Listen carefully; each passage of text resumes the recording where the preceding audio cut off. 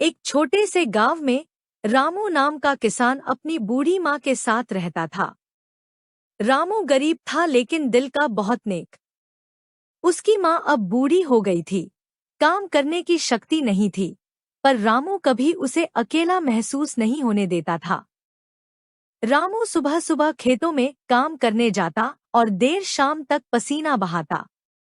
उसकी माँ घर पर बैठकर उसके लिए मोटी रोटियां सेंकती और पानी का घड़ा ठंडा रखती। जब रामू थक कर घर आता तो माँ अपने कांपते हाथों से उसे खाना खिलाती। दोनों की जिंदगी सादगी भरी थी, लेकिन उनमें बहुत स्नेह था। एक साल गांव में अकाल पड़ गया। बारिश न होने से खेत सूख गए। लोग गांव छोड़कर जाने लगे, लेकिन रामू अपनी माँ को छोड़कर कहीं नहीं जाना चाहता था।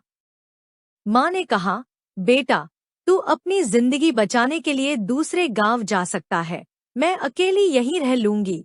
यह सुनकर रामू की आंखों में आंसू आ गए। उसने कहा, माँ, अगर तू नहीं तो मैं भी नहीं। हम दोनों मिलकर भूख से लड़ेंगे, पर साथ रहेंगे। रामू ने हार नहीं मानी। वह रोज जंगल जाकर सूखी लकड़ियां लाता और उन्हें बेचकर अनाज खरीदता। थोड़े थोड़े दाने इकट्ठे करके माँ और बेटा अपना जीवन चलाने लगे।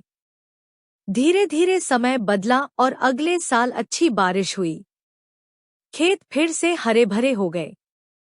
गांव वाले रामू की हिम्मत और माँ के आशीर्वाद को देखकर कहते, सच्चा सुख माँ बेटे के प्यार में ही है, चाहे जीवन कितना भी कठिन क्यों न हो।